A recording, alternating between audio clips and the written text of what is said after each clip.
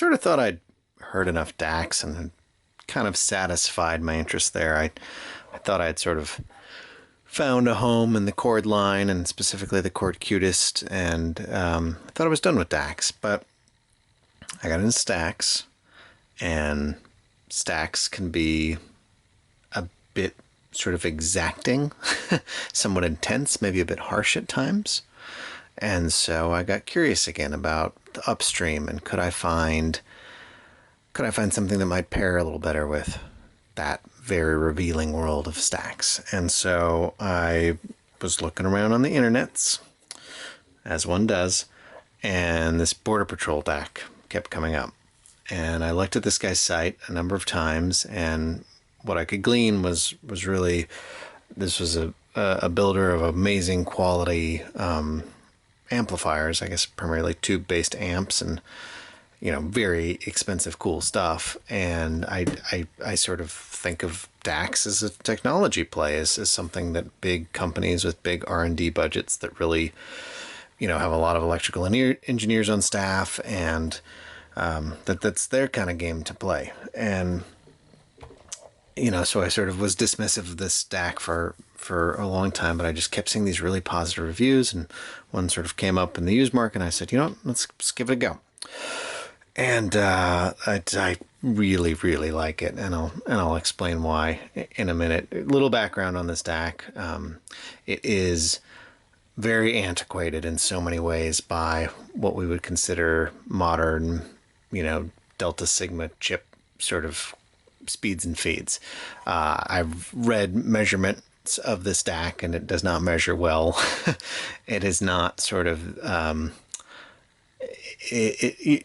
if you're going to sort of come at it from that perspective, then I would just walk away from this DAC right now. But if you want to come at it with your ears and listen to what it has to offer, then it's pretty surprising and rewarding. But this is based on a very old school Philips R2R DAC chip. So it's a resistor ladder DAC chip. It's like they're probably like worth $5 now, these chips. I mean, this is just a very commoditized old school chip. It has really, no digital wizardry on board here. So it runs 2496. Like that's as good as it gets, but hey, CDs are like 1644.1, so, well outshining a CD. But, take like the cutest, my benchmark DAC on the other end, and that's, 32-bit up to 768. So, it's definitely in the world of sort of, high res, ultra high res. This DAC is not up to modern standards. That being said, I think a lot of that stuff is well outside what we can realistically hear, and well outside what the rest of the system can handle. So anyway, I'm not going to get into that debate, because that's a whole crazy rabbit hole to go down. But this particular version is the SEI version. So he makes a couple of these things. A couple of different options. This one's actually got upgraded. It started as original one and then got upgraded. And you can get it with USB in, or I guess coax, SPDIF in, or you can get a switchable one if you want both. That costs a bit more. I guess the USB does come with SPDIF out, so you could sort of use this as a USB to SPDIF converter if you wanted to. And then it's just single-ended outputs. Power, very, very, very simple. Not a big sort of feature-rich DAC. No equalizers. It has no filters. It has no upsampling. Like I said, there's no digital wizardry in this thing.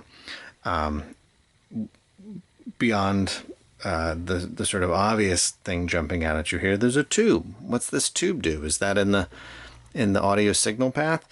It's not. It's not an input or output tube. It's actually a rectifier. So it's rectifying the power, and the power is what makes this DAC so successful, in my understanding, my non-electrical engineering brain. But if you look inside this thing, you'll see a very small PCB, very small board with this chip sitting on it, not a lot of other components.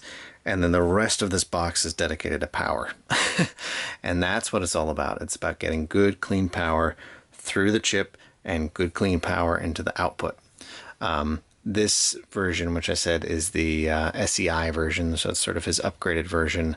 That means it comes with, I think, some upgraded output capacitors, some fancy beeswax stuff. I don't know that there's anything else to the SEI version. Anyway, that's all the speeds and feeds I'll give you. You can go check out his site if you want to learn more, or any of the other more sort of detailed written up reviews of this thing. I want to talk about how it sounds and why I think it's such a wonderful balance of musicality and technology. So most of the DACs we listen to are, Delta Sigma chips, and they're incredibly good at resolving, right? They have this amazing ability to just resolve detail, right? If they're engineered properly and all that. And then you look at something like the Qtis, which is a FPGA, it's basically like a computer. It's like a CPU. It's just different circuit style design, but just good at running tons of calculations really fast. And with any of that, you're going to get a lot more sort of resolution than something like this, than an R2R DAC. Maybe like the most insane, expensive, 20 ladders in a row, DACs, maybe you could start to match the resolution, but you just sort of run into some laws of computer science that make it very hard to sort of keep pace with the Delta Sigmas and the FPGA DACs. But anyway, keep accidentally sliding into like a science lesson, which is not my forte and not what I want to talk about. But I think with a lot of those DACs, the way in which detail gets presented, it becomes a bit artificial. It becomes a bit too exaggerated. So I think the best analogy I could come up with is, it's like when you look at an HDR photo, and sometimes they just look brilliant. It's just like reality, but better and perfect. And sometimes they just look weird and unnatural and sort of askew. And I think that's what it's like sort of listening to something like the Qtis that's so good at pulling out detail and articulating that and presenting everything in nice separate packages to you. And I think the Qtis is a very musical DAC. Don't get me wrong, but something like this, it's just so much more, not so much more. All of this is subtle. This is DACs. I think this is, again, probably the least efficient way to put money into your ears is through the DAC. Maybe that's an overstatement, but you take my point. All this stuff I'm describing is subtle.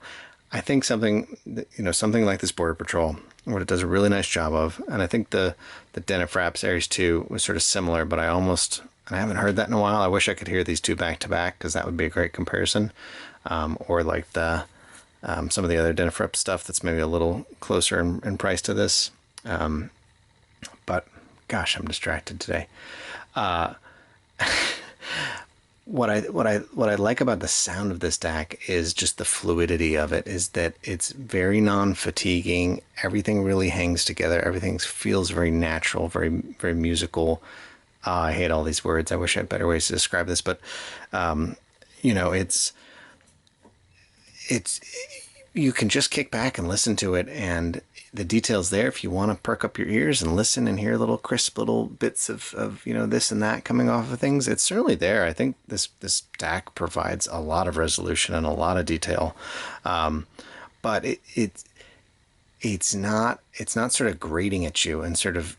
I found that I spent a lot of time having both the Qtis and this hooked up, and I'd go back and forth between them on tube amps and solid state amps and my Stax rig and with different headphones. And if you kind of A and B them, just boom, boom, boom, fast, fast, fast, the Qtis jumps out at you because it's got more sparkle, it's got more detail. The highs are just more articulated. It's got this more like sculptural 3D sound. It's almost sort of like somebody put some extra reverb in there. The room that you're listening in all of a sudden feels slightly bigger and sort of roomier and maybe more reflective. So when you kind of A and B them, you're just like, well, I don't know, Qtis is better. But if you just sit with one of them for a while, if I sit with, the cutest for an hour of listening, and then I go to the Border Patrol for an hour of listening, I don't want to go back to the cutest. It is that HDR thing where it just starts to feel a bit too messed with, a bit too overproduced.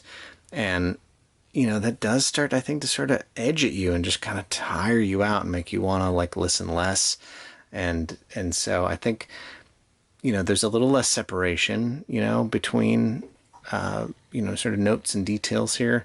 And the sound stage feels pretty open, but it's not sort of as three-dimensional or hollow.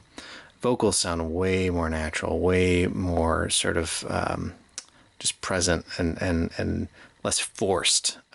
It's not trying to show off. I think that's what it really comes down to, is like with high-tech pieces of audio gear, sometimes it just feels like they want to prove how good they are. They just want to like, just want to show off all the detail and everything they can resolve for you. And that's not how music sounds. That's not what music is like to listen to in real life. And I think your brain kind of gets tweaked out by that a little bit.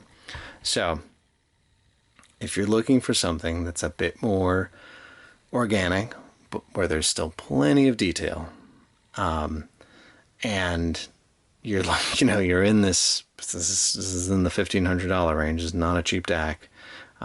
There's certainly other things to look at in this range. But if you're interested in something that is really musical, that doesn't really sound very digital, hopefully you'll kind of know what I mean by that. If you love like something that's just going to pull every little detail out and separate everything as much as possible and make it really tidy and just sort of blow your mind with the power of modern audio technology, this is not for you. But if you are looking for something that feels a little bit more like, putting a record on in a great system, I think this is a really interesting offering, and I think it's what's going to be powering my gear for a while. I haven't said goodbye to the cutest, but I definitely find myself wanting to put this on more of the time now. So yeah, this is sort of like one of those why make yourself suffer things. Like, as an audiophile nerd, it's like, it's very hard for me to like go back and do the A and B thing and say, well, I'm going to choose the one that's maybe less sophisticated, less capable, but because I'm listening to the music now and it's just hanging together and I'm just really enjoying it. All right, I've told myself I wasn't going to get all long-winded on this one, and I'm well past that. So if you found this interesting, I got more stuff on the way. Definitely got more stack stuff coming up. That'll be real fun, and some other amps and stuff as well. So subscribe, like, do all the things the YouTube people tell you to do. Do it here, do it now. Until then, this is Signcraft signing out.